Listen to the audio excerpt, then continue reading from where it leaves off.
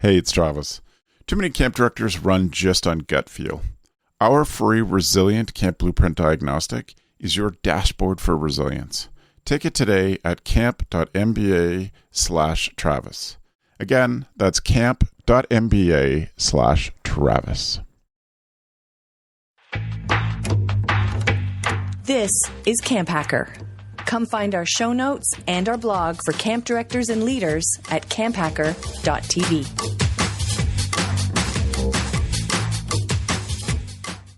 Good day, and welcome to our podcast. This is CampHacker, episode 81, recorded on the 8th of April, 2015. On today's show, teach your staff to welcome and talk to parents. If you would like easy, automatic, free updates of our podcast, you can subscribe in iTunes or use the free Stitcher app. This week's CampHacker podcast is sponsored by GoCamp Pro. In a lot of ways, GoCamp Pro was built just for directors like you, people doing it all themselves. We designed this by asking ourselves, what resources do we wish that we had during our time as directors? The material will be helpful to those in their first 5 to 7 years of directing, but so much of it fits for camp directors who are looking for ways to make their camp life easier. To see Travis's quick overview of GoCamp Pro, go to gocamp.pro/inside. We hope you enjoy the CampHacker show. Hello, Camp Pros, and welcome to the CampHacker podcast. My name is Travis Allison. I run a blog and podcast network about running a great summer camp. And my name is Gabrielle Rell. I'm one of the camp directors at Camp Oro, and Camp Oro is situated in the Laurentian Mountains.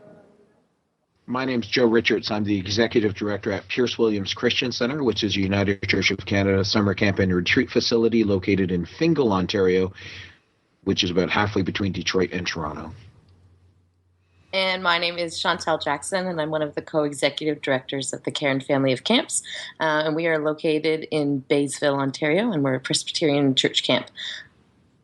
Fantastic. Well, Chantel, thank you so much for joining us again. It's great to have you back on. Nope. Yeah, it's a pleasure to be here. Awesome.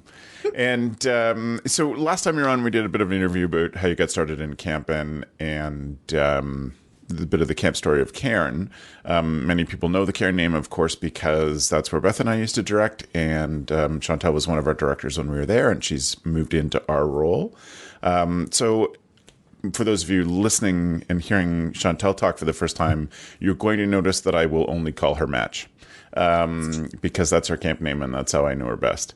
So Matchy, welcome to it. We're so grateful that you could join us today. I'm pumped. It's awesome. Thank you. So today we're going to talk about how to teach your staff to talk to parents, how to teach them how to welcome parents on site when they see them or meet them at the bus, etc. How can we get them to understand how best to serve the parents of the kids that come to camp? And just coincidentally, I was listening to a podcast today, and one of the biggest takeaways from that, it was a podcast about customer service. And one of the biggest takeaways from that, the interviewer asked the guy who'd written this book, had asked him, what is the first step towards good customer service? What's the first implementable thing you can do? And I think it so directly relates to this. And the author's answer was, teach them to smile. That the best thing you can do to make anybody on site feel welcome is to have your staff show that they're excited to be at camp. Teach them to smile when they greet people and look them in the eye. And there are lots of other depths of things, which I hope to go to in this conversation. But I think that in terms of a first step, having your staff understand the importance of smiling when they're talking to people and developing an open posture, etc., really does make that relationship with parents easier. I think that parents will come into a situation already nervous and will be potentially even anticipating meeting people who are giving off the same vibe that they are, this nervous about this moment. And if your staff are confident and can smile, then it's a good way to get them started on a good relationship with parents. Joe, I wonder if there's stuff that you do with your staff to get them to get comfortable talking with parents and get them better at doing it. We bring in parents, and we have staff actually meet and talk to parents, and we have parents talk to staff. We have a unique setup. When I arrived 10 years ago, they did family camp first thing in the summer. So before we see any kids, we actually see our family And at first, when you're with new staff, that was always a worry for me, because you have untested staff with the most critical group that you're going to see all summer. And what it did is, in fact, over the years, it's really helped us, because we can see the parents and we can actually involve some of those parents in our staff training. We talk a lot about smiling and talking and greeting the parents when they drop the kids off, because at our camp, and some camps are different, but at our camp, kids arrive on a Sunday night and with their parents. So their parents will walk them to their cabin, and then on Friday afternoon, the parents will come and pick them up from their cabin.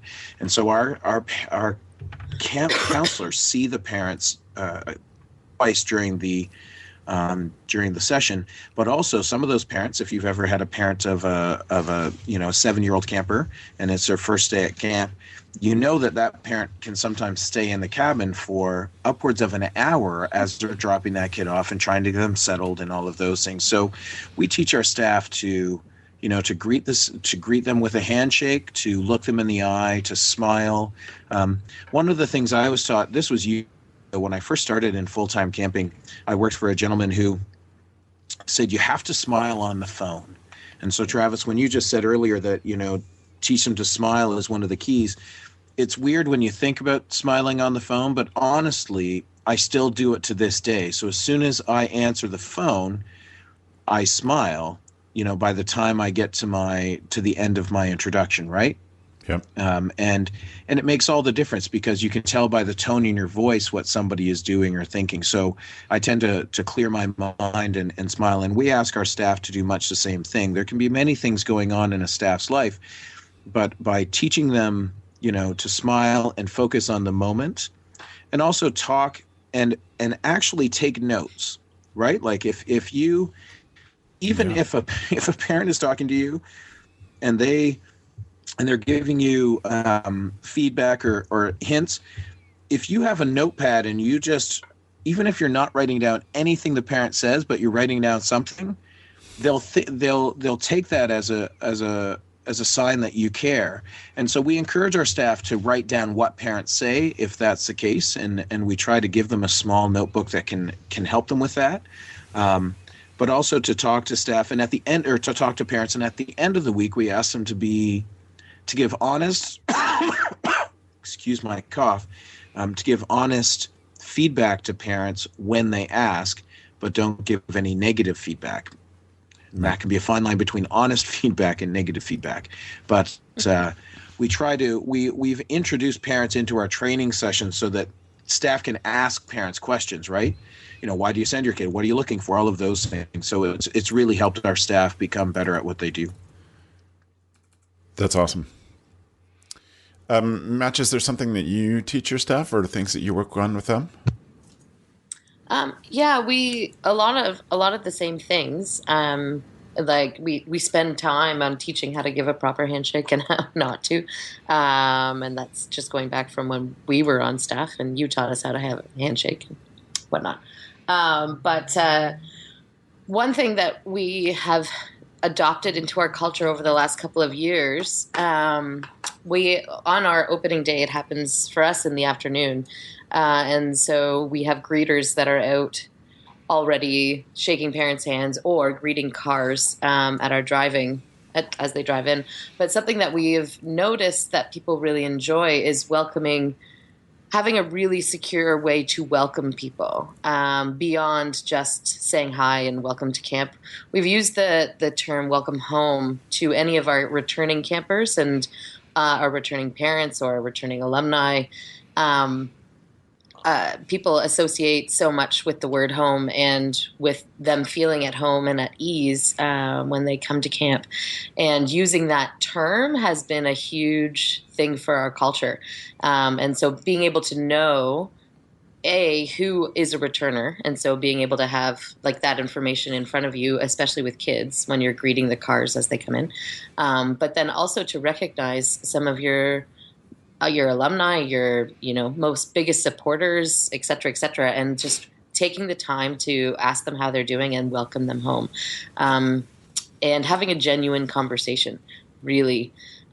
People get really nervous, and our young staff get super nervous about chatting with people. And that's one thing that we think is really important, that they just forget the nervousness and they forget the worry or the awkwardness. And it's hard to teach, a 17-year-old not to be awkward, but we just encourage them to be able to just say hi and to have a typical conversation with these people. That's awesome. That's great. And certainly as an alumni, it feels awesome to have staff who never worked for me say, welcome home. It feels great when you come on site. So it's a great thing that you extend that past the alumni into the parents as well. Mm. Yeah. So Gab, what about Waro? What's Waro's trick for this?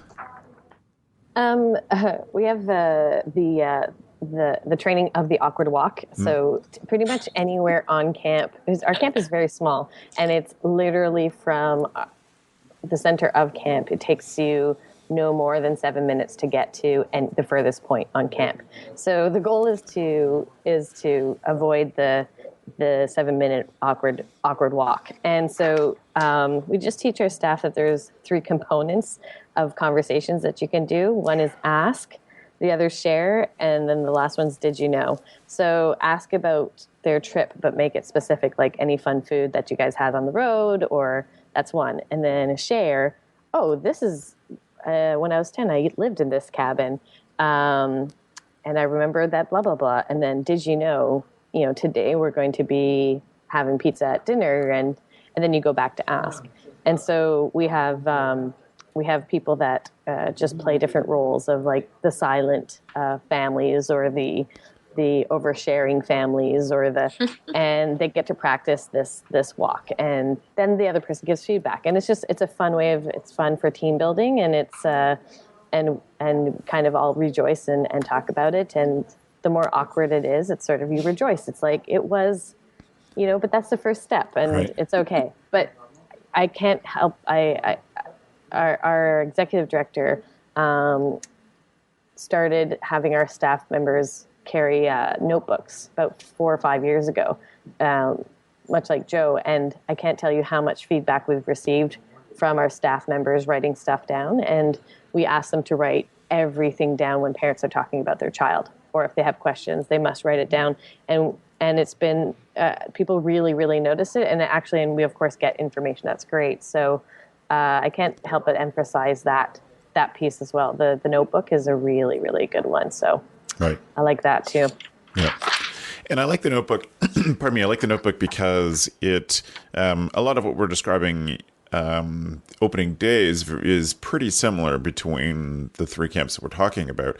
But having seen opening days at other camps, and even drop off at the bus at other camps, or the first day that kids arrive on all the buses for day camp, all of this is still possible if you can teach yourself, teach your staff, and yourself. It's a great skill for directors too, to take a breath and slow down and focus on the person in front of you. And that's hard for me. It's always been hard for me when a day like opening day, there's lots going on. But I've trained myself to take a deep breath and focus on that person. And then I think there's moments that we can do stuff like get the conversation going. And then in the ask part of what Gab's talking about, you can start taking notes at that point. Like you're responding to what's going on in the conversation in such a way that they know that you're taking it seriously. I think that teens in general, conversation skills are something that you acquire over time. Maybe 15 to 20% of teens would be great at talking to adults, but a lot of them aren't. And that's not a product of this generation. I was the same way. I had to be taught conversational skills by my director at that point, which I love Gab, and I expected that you'd have a good little pattern to teach your stuff. So I appreciate that from Waro. Another thing, and this is an old Dale Carnegie quote, that the best sound in the world to any human being is the sound of their own name. And so if you can teach staff the tricks to focusing on that person and doing something to help remember their name, then you could use that again, Mr. or Mrs. or Ms., whatever their name is, or the child's names, the brothers and sisters' names. All of those things are an important part of being welcoming, etc. And there are lots of different activities you could do to teach staff how to remember names, and be one of those fun things, I think, to have as a bit of a theme through staff training, that you have 6 different ways that you can remember a person's name for those like myself who have a hard time with that, without repeating and developing your own style on doing that. The other idea that comes up for me is something that one of our past co-hosts, Jen Selke, has talked to me about before, and it's the idea of a social script. And what Woro's done is given their staff a social script to engage with people. So if you are talking to someone who is of a different stature than you are, social stature than you are, like a parent, then there is... That's why I like Woro's thing is, here's the model. Here's the social script, because this is not a conversation like you have with your friends where you're comfortable enough you don't really talk to them. You pick up in the middle of ideas. You have to actually begin the process of relationship building, and having the script helps with that, moving that forward. Yeah, totally. And it allows them to bring their own personality in on it as well. I mean, right. I think as a camp director, sometimes, especially when you're new to being a camp director, sometimes the behavior of our staff, we want them to act a certain way and present themselves in a certain way because it represents your camp.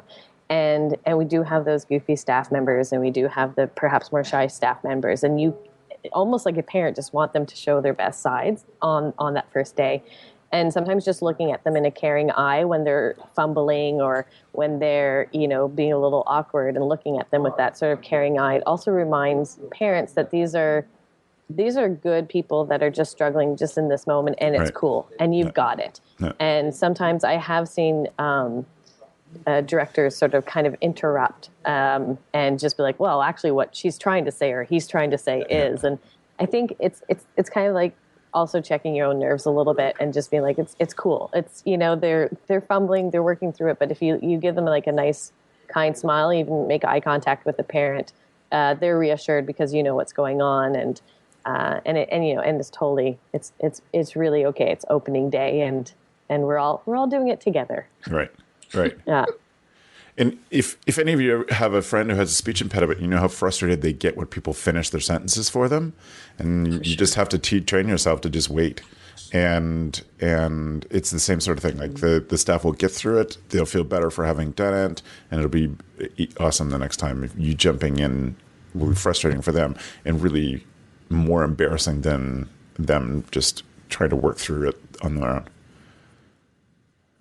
It doesn't mean that you can't rescue your staff either. I mean, you can send some staff. You can send some staff in there. Just it's better if it's not you. But if you're like 5 o'clock, go. Serious silence is happening over there. Move. Have those people in place. So hiding in the bushes. Yeah. And that staff member will be very grateful, and the family will be very grateful. It's just doing it in a subtle way and yourself trying to be as calm as possible. We put stickers on our staff. They have these stickers that say like "Ask me about," and then ... and it's, how me and my best friend met, or how I learned my second language, or the first time I ever went canoeing and I actually ended up in the water 3 seconds later. So they have those stickers, and so I would say maybe 30% of the time people talk about it, but it sort of just shows everybody's experience, and they are really good talking pieces because usually we try to make them comfortable, funny stories, and it's something that they're comfortable talking about, and very easy to do, and just put that on their sleeve or on their chest, and there you go. That's awesome. So I want to just come back to one thing that you mentioned, which is, Gab, the rescue, or being sensitive to when you rescue and when you can't. And another past co-host of ours, Marty Ferguson, at the camp when he was directing, they had a signal for staff when staff were talking to parents and needed help, and where either the parent was they just felt like the parent was asking questions they couldn't really answer, or asking them to take responsibility for something that they just didn't know anything about. They had a signal in those situations where they're standing around with parents. And their signal was any staff who's standing with this, obviously not in front of their face, but with their fingers tented like this just in front of them, it was a signal that they'd like some help. And that another staff person could come over or a director could come over and get involved in the conversation. Sometimes it's as simple as this parent won't stop talking to me and I need to go get dinner ready. And I need help to get extricated from this. Sometimes it's the hard questions that a director should be answering. But they just had this nice way of signaling, could you please help me out? That didn't let the parents in on what was going on. I love that. Yeah, it's awesome. We did something similar when That's great. Yeah. When staff members couldn't remember necessarily like a camper's name, they put their hand behind their back. Right. And if they're just having a one-on-one conversation, and if someone could go help them out, they would run over and that's awesome. say, "Oh, Jason, what's up?" That is an amazing idea. I love that. Yeah. Yeah, it's so good. It was pretty good. Hand signals, like baseball. There's not too many because you'll get confused. I was looking at baseball and like, how do you remember what's what? And what if you get traded and you have a whole different... Then you have to restart. I don't know. These are things that go through my mind. Terrifying. Both teams have to redo their signs and signals. That would be one of the reasons why I wouldn't be good at baseball, is because purely for that. Remember the signals. Just the signals. Okay. But for camp, if we have two signals, I think I got it. Good. Help me remember this camper's name and help me out in this conversation. Exactly. Yes. Good work.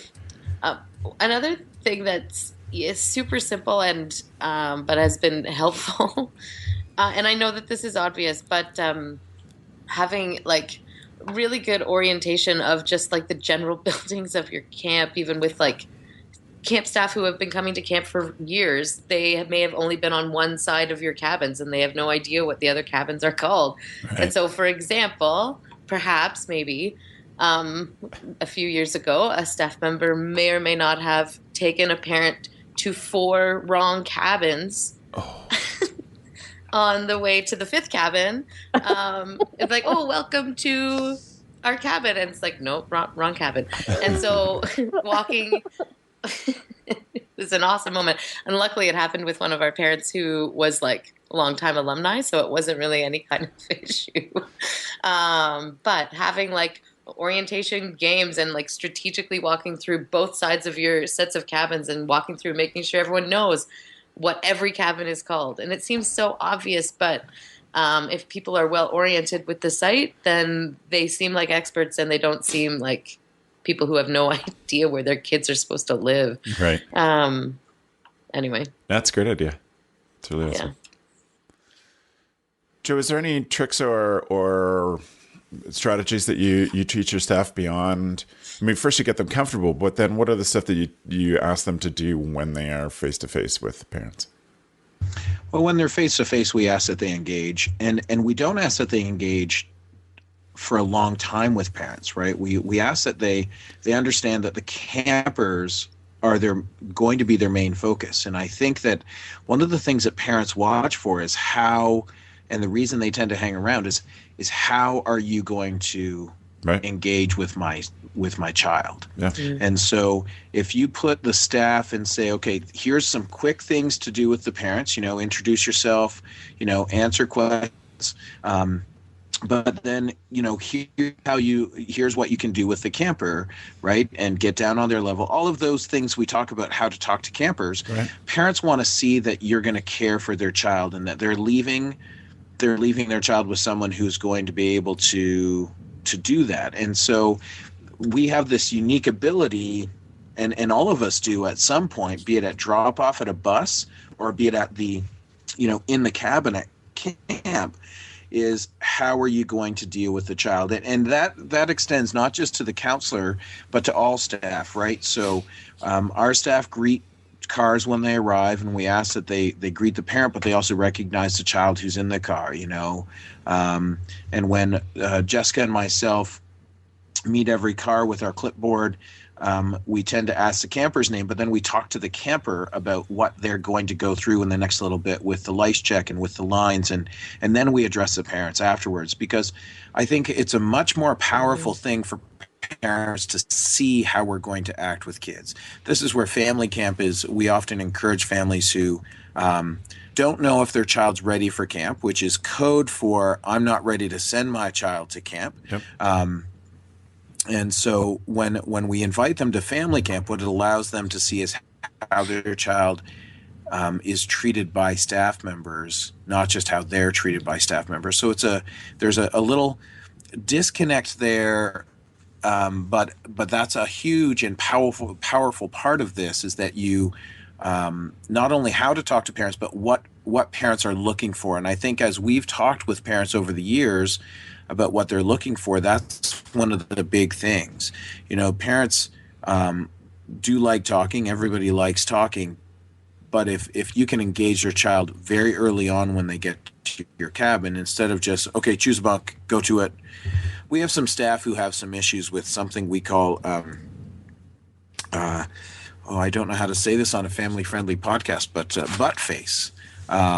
People whose faces, for no apparent reason, have no ability to smile. Right. Or that's their normal reaction, is that they have this look of pained right there in a normal, yeah, it's not just butt face, but in a normal situation, right, their face is their face is going to go back to this setting, which some people have a smile setting and some people have a butt face setting, and we, with those staff, it's funny because some of our staff understand that they have this problem. Right.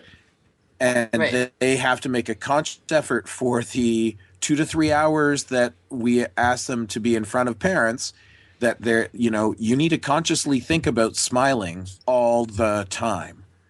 For lots of people, so for my summer camp director, Jessica, that is her natural state of mind. If anybody's ever met her, I don't think she does anything but smile, right?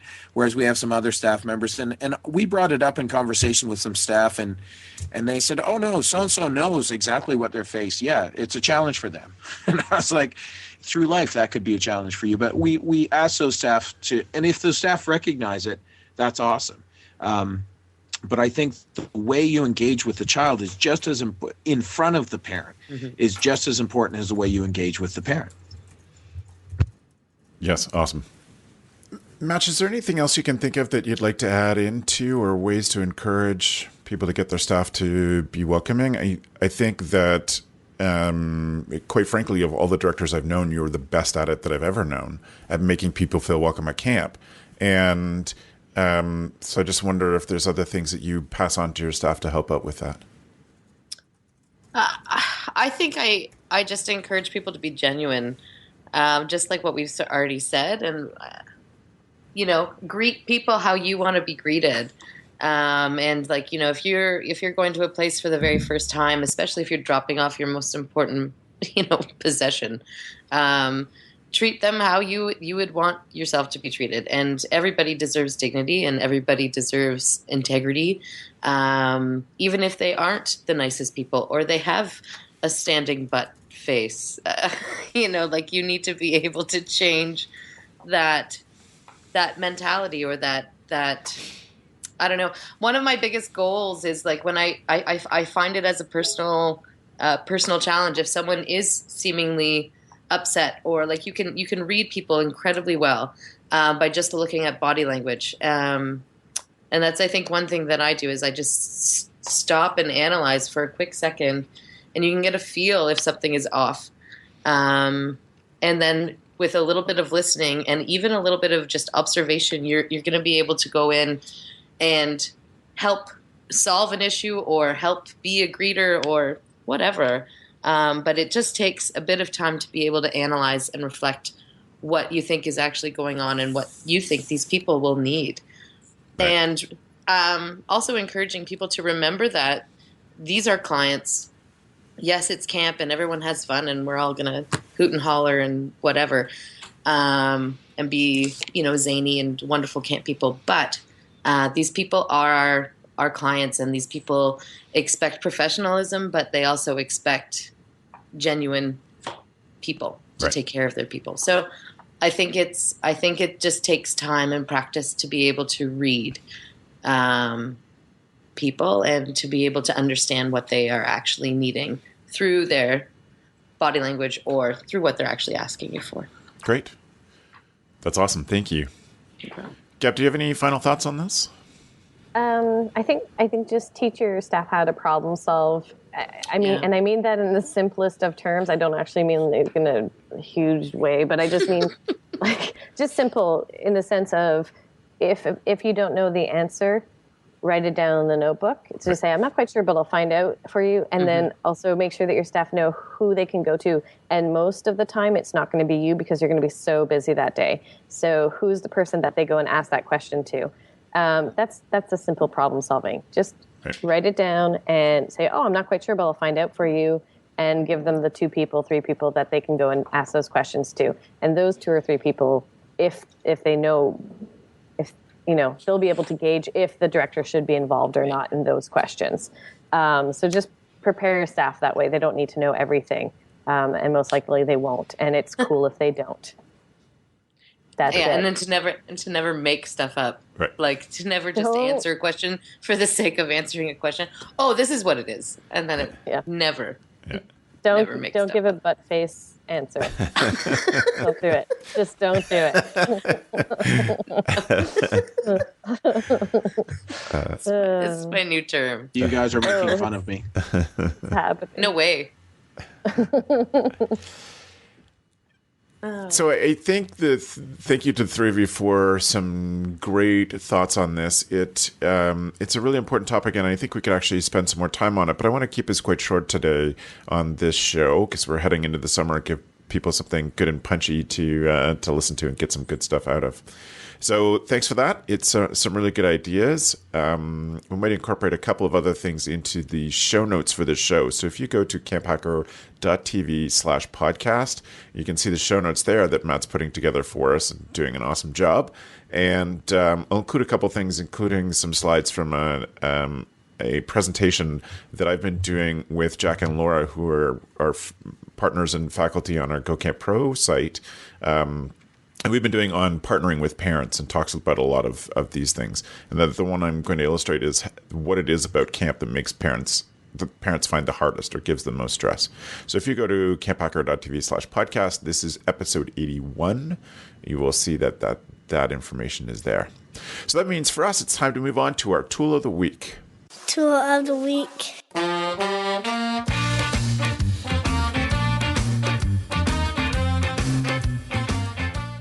So thank you for joining us for this show. Our tool of the week is something that each of our panelists brings to the discussion that makes them a better camp director. And I'd like to start off today with Joe's tool. Joe, what's your tool today? Today, my tool of the week is a book called The Royal Road to Card Magic. Now, this isn't for everybody. It is a book that I think about a lot, and it's a book that I refer back to. But whenever I pick up a deck of cards, be it to play a game of euchre or to do a card trick, it's a book that I'm thankful that I experienced years ago. I bought it at a place in Toronto called the Browser's Den of Magic, which if you've never been, it's an awesome store.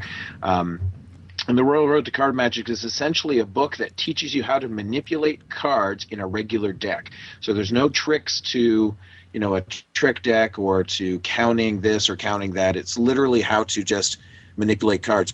This goes back to it's something we've talked a lot about here at camp recently, me and my summer camp director, about creating magic moments.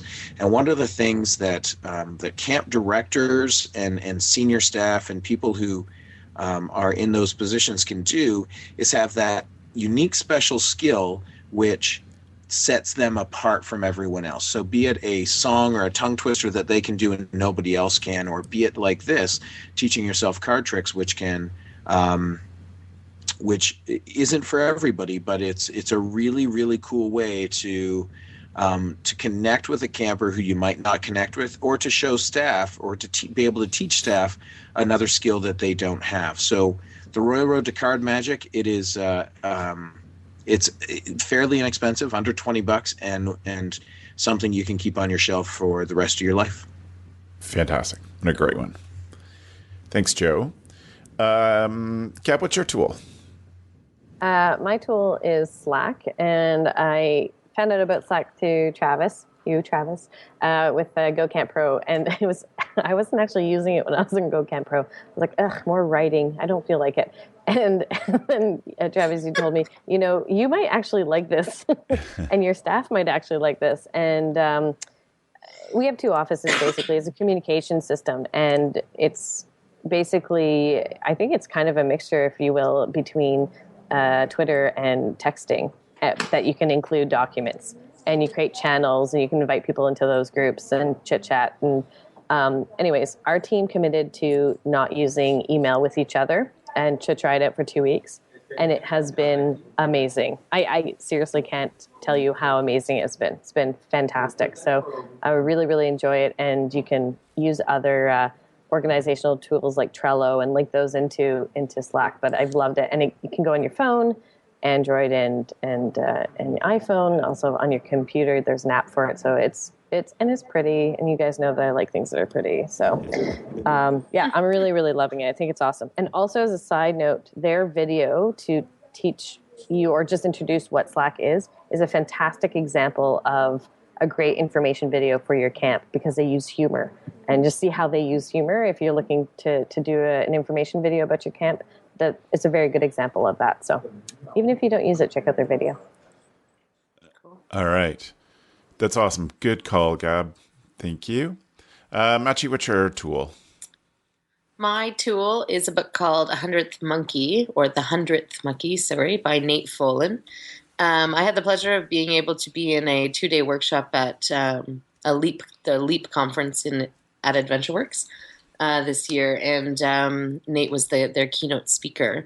And he ran workshops with us, and all from his new book. And I very quickly went and bought that book. I got it signed. But it's excellent. It's got a really interesting twists on different activities, really fresh new activities that are really great for a range from campers to like senior staff who have been returning to camp for many years. So it's helped press the refresh button for me. For looking at training, et cetera, et cetera.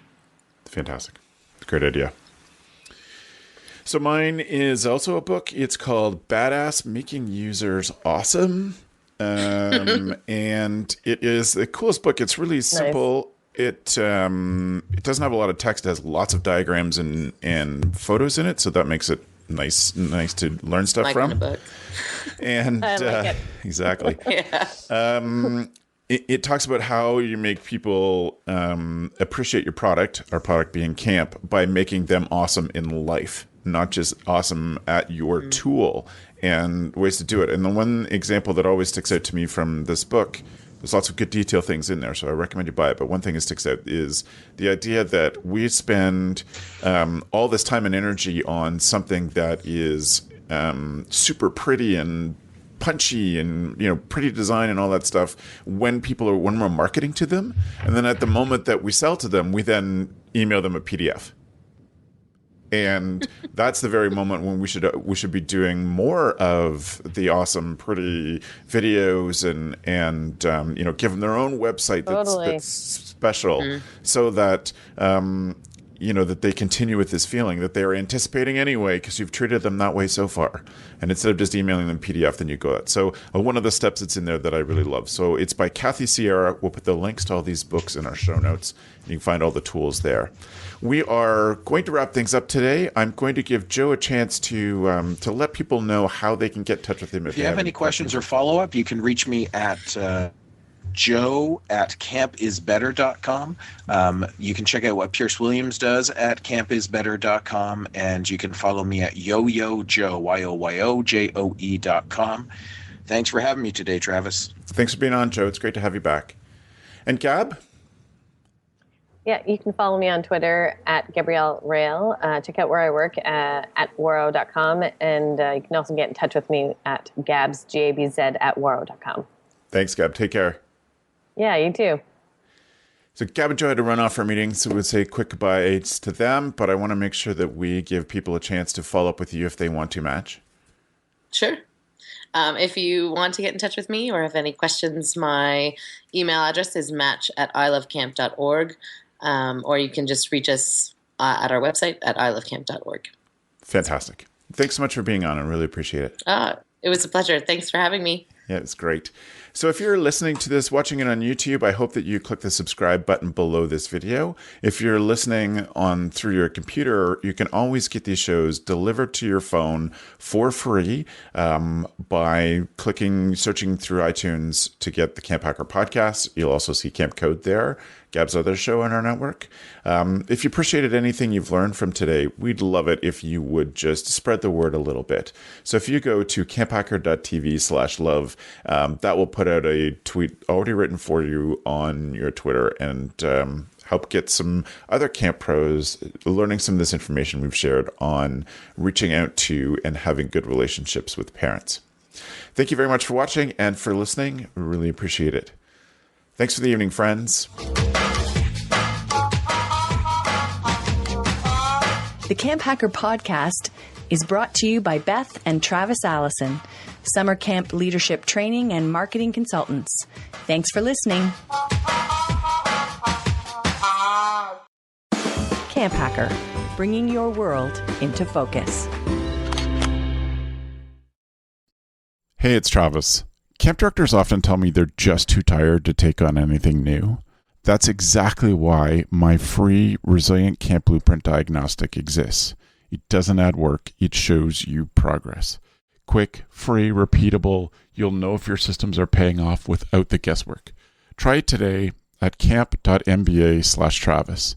That's camp.mba/Travis.